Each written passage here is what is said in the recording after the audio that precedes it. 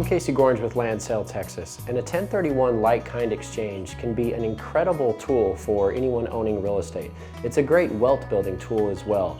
Some political parties have been trying to restrict or completely remove the 1031 exchange for many years. Personally, I just think that's smoke and mirrors in order to push a higher agenda. And there really is a negative connotation in some circles with the 1031 exchange because some folks believe that it is completely avoiding taxes when you sell a property. This couldn't be further from the truth. It's actually deferring taxes to a later date. According to John McNeilis in his book, Making It in Real Estate, in California in 2017 alone, 1/3 of commercial real estate transactions involved a 1031 exchange.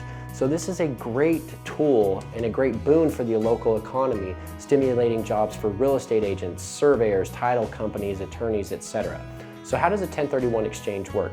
When you sell your property, the proceeds from that sale have to go to the hands of an intermediary or the 1031 exchange company.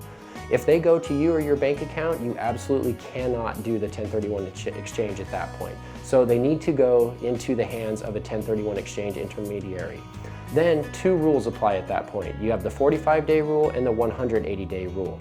The 45-day rule states that you have 45 days from the sale of that first property in order to locate up to 3 properties that you are going to potentially purchase. This must be designated in writing to your intermediary. Then you have the 180-day rule. This states that after the sale of that first property, you have to then buy one of those 3 properties that you designated within 180 days. There are some pros and some cons to a 1031 exchange. Some of the pros are, like I mentioned earlier, it is a great wealth building tool. And you can do a like-kind exchange. So let's say, for example, you're selling a piece of land. You don't have to necessarily buy another piece of raw land. You could buy a commercial building or maybe some residential buildings. Some of the cons with the 1031 exchange are the 45-day and 180-day rule. I've seen a lot of investors make decisions that weren't as prudent because they were afraid that they were going to get taxed, so they wanted to do a 1031 exchange, and they purchased properties that they otherwise wouldn't have.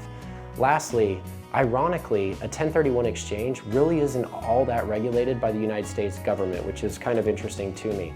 We always recommend first you speak with an attorney about this, and also in your agreement with the 1031 exchange company, I would make sure you have language in your agreement that states that they absolutely cannot release any money without your written approval. I've heard of many horror stories of people getting burned by a 1031 exchange company. Follow us for more tips, and if you're interested in selling your land quick and stress-free, feel free to visit us at landsaletx.com. Or if you're interested in buying land in the greater Austin area, I'm a licensed agent and we'd love to show you some of the properties we find with our marketing. Give us a call at 512-333-CALL.